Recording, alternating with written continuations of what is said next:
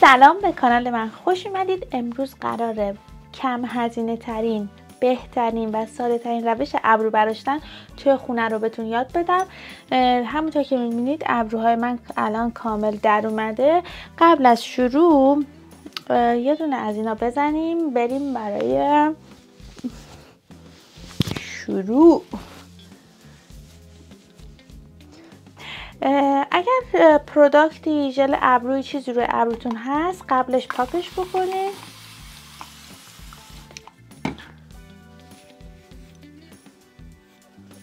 من با این مقدار اسپری آب ابروهامو اول پاک میکنم.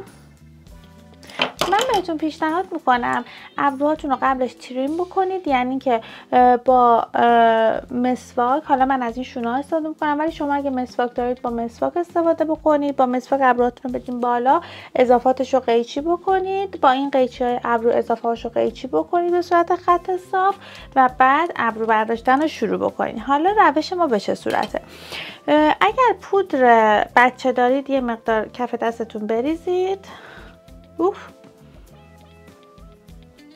خب خیلی کم میخوایم بالای ابرو و پایین ابرومون رو یه مقدار پودر بچه بزنیم که خشک باشه. در واقع این قسمت اجباری نیست، میتونید اگه پوست خشکی دارید اصلا استفاده نکنید. یعنی من خودم لازم ندارم استفاده، ولی اگر پوست چربی دارید بهتره که با یه مقدار پودر بچه این چربی پوستتون رو بگیرید. حالا اصل قضیه چیه؟ اصل قضیه اینه که بچه‌ها من از این وکس های بدن استفاده میکنم، از این مارک نیرم استفاده میکنم، ولی فکر کنم شما از هر برندی که دوست دارید میتونید استفاده بکنید. خب توش چسبا به این صورتن چون مال بدنن و خیلی بزرگن. خب یه دونه از اینا رو برمیداریم با یه دونه قیچی بزرگ 1 سانتی متر میبریمشون.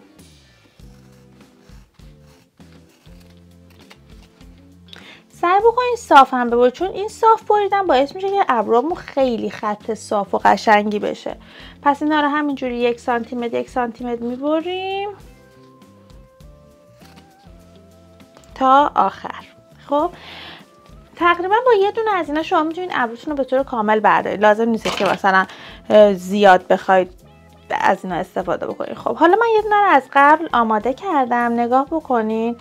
بازش میکنم و خط صافش رو میذارم دقیقاً بالای ابرو.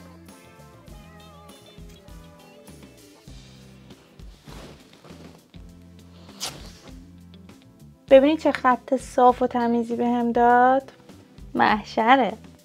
خب حالا بچه برای این قسمت حتی میتونید مثلا بزرگتر و پهن‌تر اینا رو برش داده باشید از قبل، ولی حالا چون من همه رو برش دادم نگاه بکنید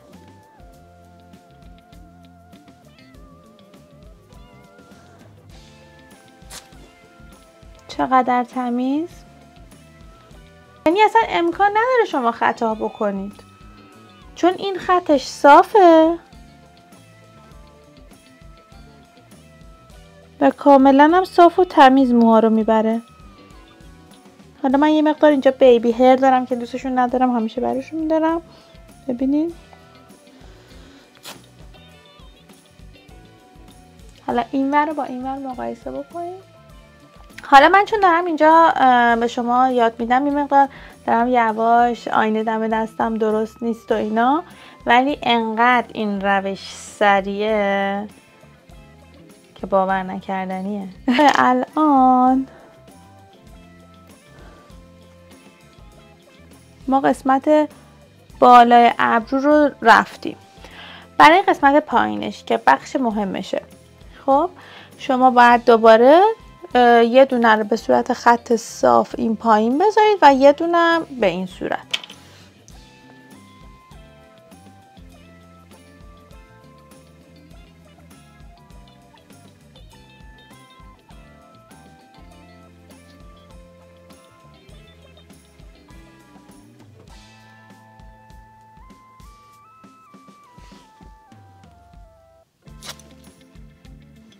این قسمت وسط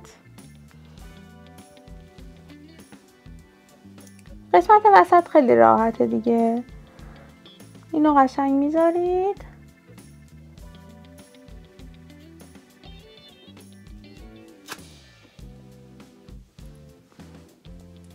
و این کارو تکرار میکنی، یعنی اگه مثلا زدی دیدی بازم مو داره دوباره میزنی، چند بار میزنی.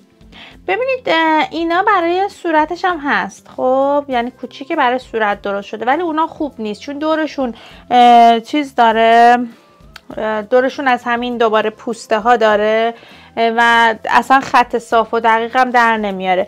دقیقا شما باید فقط مال بدنشو بگیرید، فقط با مال بدنشه که در واقع میتونید این شکلی قیچی بزنید، برشش بزنید و خطای صاف درست بکنید و ابروتون رو صاف باهاش بردارید. من این وسط ابرو رو چند بار میزنم.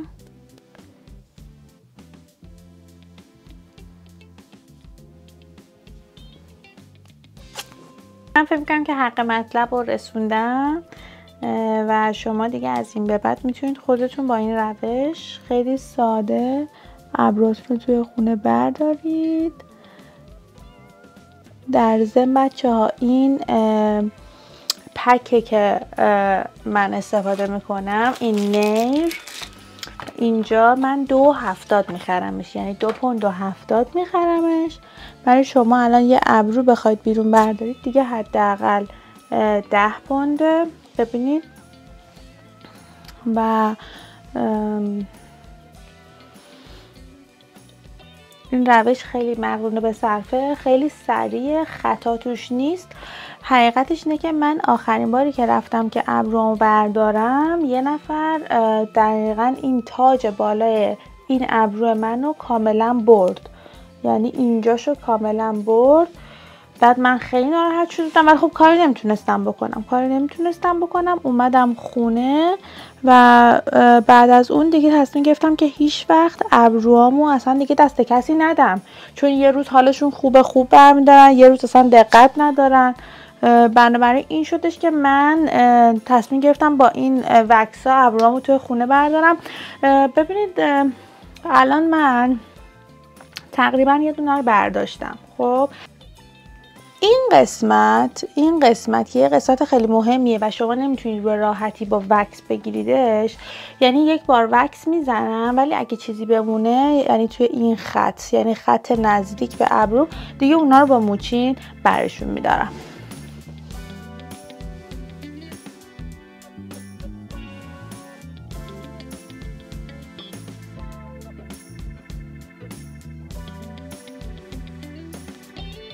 من واقعا فن این که بخوام کارهای آرایشیمو توی خونه انجام بدم نیستم. دوست دارم برم بیرون مثلا بدم دیگرون که مثلا این کار توش حرفه‌ای هم برام کارو انجام بدم، ولی متاسفانه توی انگلیس خیلی حالا آدمایی که خیلی کارو خوب انجام بدن خیلی کمن. خب الان تقریبا این ابرو من آماده شده. این ابرو من خب هنوز زیر ابرو داره، فقط بالاشو برداشتم، این قسمتاشو هنوز برنداشتم. این ابروم آماده شده. ببینید که چقدر زمان کمی برد و شما هنوز میتونید با موچین باز تمیزترش بکنید. من هنوز تریمش نکردم، یعنی قیچی نزدم، بلنداشو قیچی نکردم. شما میتونید خب همه این کار رو انجام بدین و ببینید که چقدر راحت و سریع توی خونه میتونید ابروهای ترتمیز داشته باشید. برای اینکه وکس رو از روی صورتتون پاک بکنید میتونید از وازلین استفاده بکنید، از هر چیز چربی، هر روغن چربی رو که به پد بزنید میتونید که چربی هایی که روی صورتتون مونده رو بردارید.